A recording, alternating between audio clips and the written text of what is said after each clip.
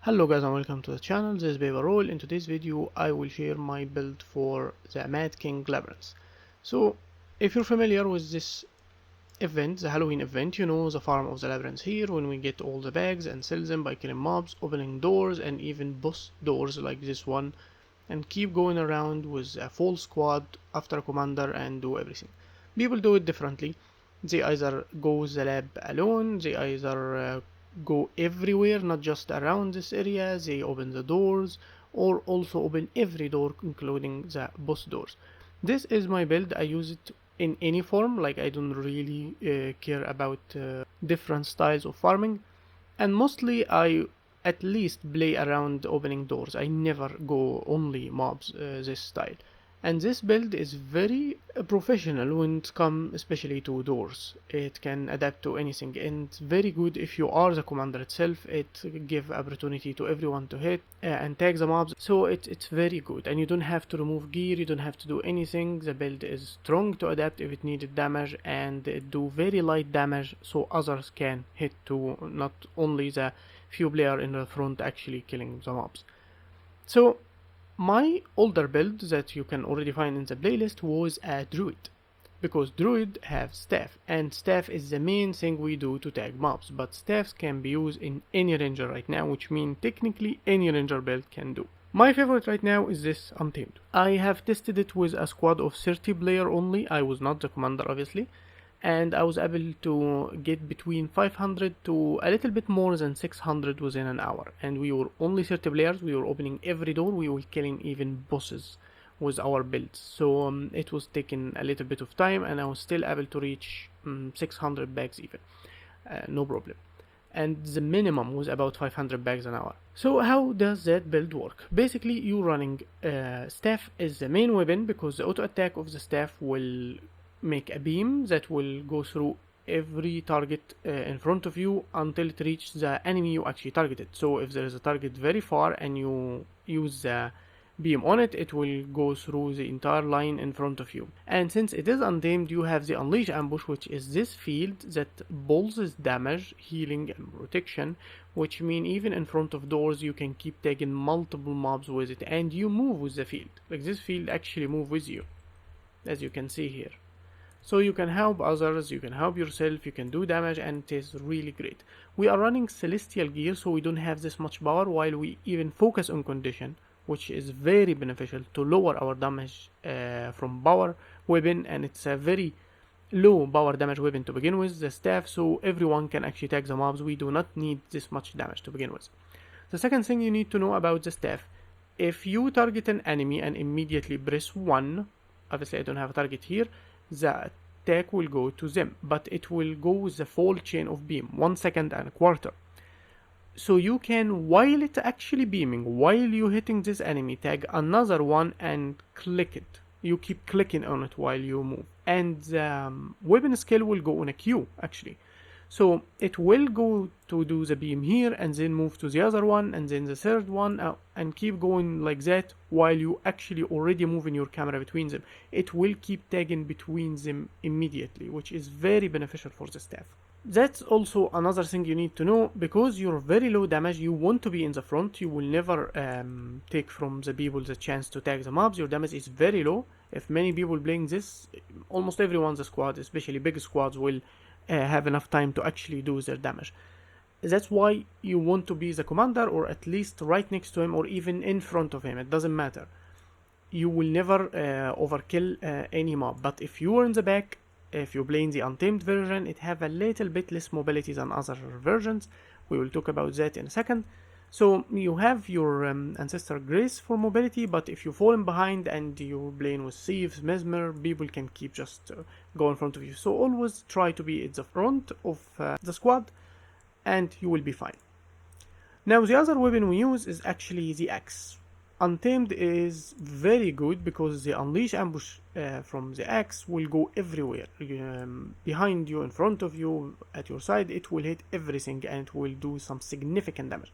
So even if you're doing things alone or trying to catch up or something like that, you will be killing things fast. And if the mobs keep getting feared or kicked around, you will be reaching. Besides, it will cleave up to 5 targets, so it helps spread your damage in front of doors. The same thing for this skill, it will go through the enemies in front of you and hit up to 5 targets with all those 5 eggs. This one's it explode, so it hit everyone's area again, so all of the axe skills are great. The other weapon, it doesn't matter what it is. I used Warhorn, you can use Torch, like it's irrelevant to the build and I will explain why. But you're gonna need Warhorn if you don't have another swiftness source in the build, but if you run the build as I'm doing right now, you would not need really the Warhorn. We will explain why in the gear. The bits, we are running Jacaranda as the main bit, so most of the time you will never move from Jacaranda. I mean, you can run any other bits that actually do an AoE damage, so I used to run Iboga, for example. You can run it, but I find myself sticking to Jacaranda and I don't care. Because this untamed, so it means you will have AoE from her hits, and you will also have the other skills here from here. And you can grant her force fortification and she resets it to you if you want it, but you don't have to go with force fortification. So Jacaranda is your main bit. It doesn't matter what you run in the other one, Iboga. If you want to help your allies with the protection against bosses and stuff like that, you can run Turtle. It doesn't really matter, it's fine. I'm running Troll Unguent as my heal, and it is a condition cleanse.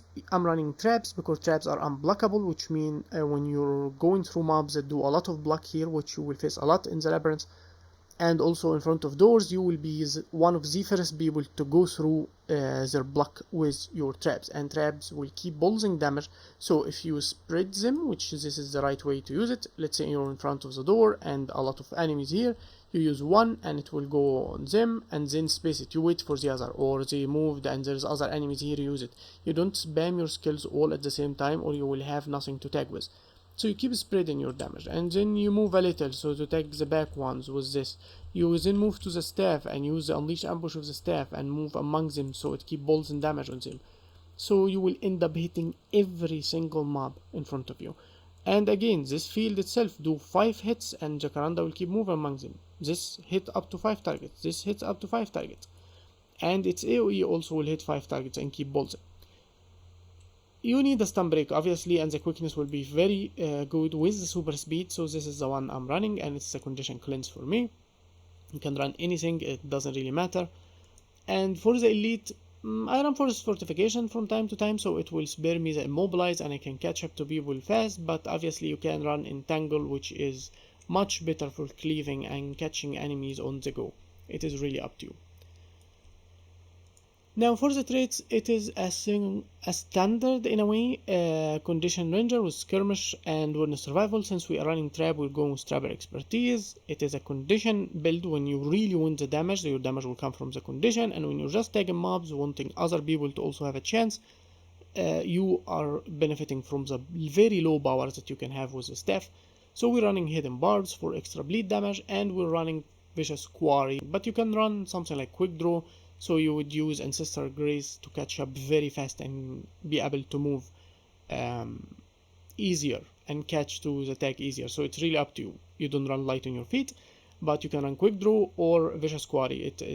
It's really up to you. Probably Quick Draw is a better choice, so you can catch up to enemy easier. And even on your other weapon set, you can do Winter's Bite twice or Skill 2. So the choice is up to you, and Quick Draw is probably the better choice. Wilderness Survival, I'm running Taste for Danger for extra damage, but you can run anything, it doesn't really matter. We're not focusing on damage for this build in general, and we're gonna have enough when an entire squad is trying to kill one of the legendaries.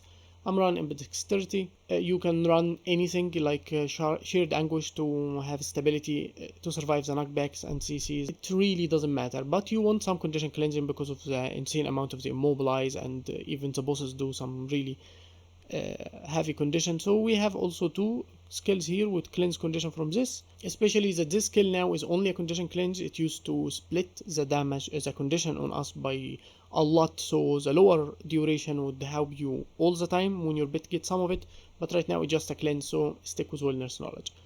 For the Untamed, I want my bit to carry some of the damage. This is not a DPS thing, so I switch it for Blinding Outburst from my normal build, and I still go cleansing unleash for extra cleanse on the go from unleash and myself or the bit.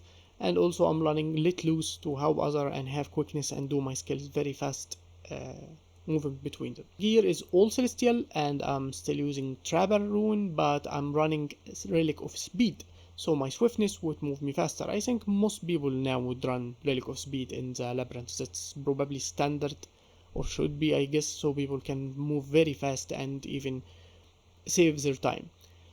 Like I said, axe, warhorn and staff. The warhorn can be changed with anything. Why? Because my choice for sigil is geomancy on one set, hydromancy on the other, so every time we switch weapon we will be tagging every mob around us, like in front of a door, because it will trigger a hit around us. And the other choice, I go with sigil of speed, so it will grant me swiftness every time I kill a foe, which means I will have a constant swiftness because of it. If you don't want to run it or you want to run something else, it's okay. Only weapon swap from Tailwind, this trait, will grant you enough swiftness while running also Warhorn, so you will always have enough swiftness. But if you run it, you can run Torch for actually more cleaving from skill 5 for Torch, and skill 4 will actually do damage to everyone in a small area when it hit one of them. So you would run Axe and Torch if you run the skill, but if you don't run it, you could run Warhorn as better choice. So this build is the best right now, at least if you're talking about Ranger, because you can cleave with Axe as we explained, bit skills, and again another bit skills, the Unleash and the normal ones, and it has the staff with the only one of the Ranger classes that can even have an extra damage or staff, like this field doing damage and healing. It can run normal trap setup, and it is still quite tanky and do everything well. There is other versions, since the main reason we are running this build is we want the traps and we want the staff. This is how we generally run it. So you don't have to run untamed, or even if you don't have it, like if you have Secrets of Obscure but you don't have End of Dragon, for example, you can run Soul Beast, for example. In Soul Beast, you would go with Jacaranda still as the main bit for damage if you need, or even have the highest mobility with Wolf and Owl, but keep the other bit for mobility. So let's say like that, you would have Jacaranda with you in front of doors especially, but if you're not in front of a door, you will be merged with your Owl and moving with it, granting yourself swiftness and using it for mobility to catch up whenever you need. But in front of a door, you just merge and switch to Jacaranda and let her do her job. You would run Shortbow with staff, again, the same setup for the sigils, the same setup for the runes, the same setup for the relic, speed, Trapper with sigil of speed and geomancy in one setup and the hydromancy in the other. You don't even have to run the Trapper rune, but we are a condition build, so why not? And your best condition cleanse is Bear Stance. It will remove everything as it applies, so it will get you out of the immobilize very easily and quite well. You're still running traps, and your stun break is Dolic Stance, so another way to not be caught by immobilize or cripple while having even stability, and running Entangle for extra cleave. So the staff will do the job while you tagging mobs in the labyrinth, and in front of doors you will switch to short bow and keep rotating between your skills as we explained, spacing them out, so you would end up tagging everything. And short bow will be piercing, so when you stand behind you can go through every mob like this while Jacaranda is helping you. The traits will change a little bit. Since we run short bow, you'll go with light on your feet, but everything else you could run the same. For Soul Beast itself, you can run any choice from here. We have multiple ways to survive the immobilize, cripple and stuff, but you can still run Unstoppable Union for whatever reason, but obviously the quickness I probably think it's better, so I go with Live Fast. And I'm running Predator's Cunning, extra little bit of tags of hits or stuff, but anything would work, it doesn't matter. I'm running Eternal Bond, so whenever even you would make a mistake, you'd always have the bit you need whenever you need it, and it's a little bit of extra healing whenever you need it. From every moment you will use any skill while you merge it with your bit, you will have an extra healing from this trait. But obviously you can use anything. You can even use Leader of the Pack if you want to share the stances with your allies or switch for one wolf back, but this is not a place for damage, it's simply just play out. So there is also the old version of the druid, for example, when you run traps, the same setup with short bow like Soul Beast, staff and short bow. Again, the main bit is actually like we said, Jacaranda as always, you can run Jacaranda and Iboga, Jacaranda and Turtle, whatever, but Jacaranda is the main thing. Basically took my World vs. World build and let it as it is. Like I said, a lot doesn't matter, so maybe Child of Earth, just for danger, everything you can run the same. And for druid traits, I also run it as World vs. World because from here I get my damage. Also from here, stealth can get me away from enemies and give me super speed for better mobility. We're not counting on glyphs and we don't need the damage, so this is how I run it. Feel free to change whatever you want, you got the concept on how it works. Traps, short bow, staff, and the bit itself. And in front of doors you gain also the celestial avatar, so you can cleave with many skills, everything, and granting your allies some healing, some might. And we're running Glaive of Equality, so druid have every skill here actually can do damage. And if you run this for danger, as you keep it like me, even your healing will do an immobilize stack, so it will trigger Blood Moon on everything doing damage again. So that's it for the video. Ask me anything if you want in the comments. Don't forget to like, subscribe, and share. And I'll be seeing you next time. Peace.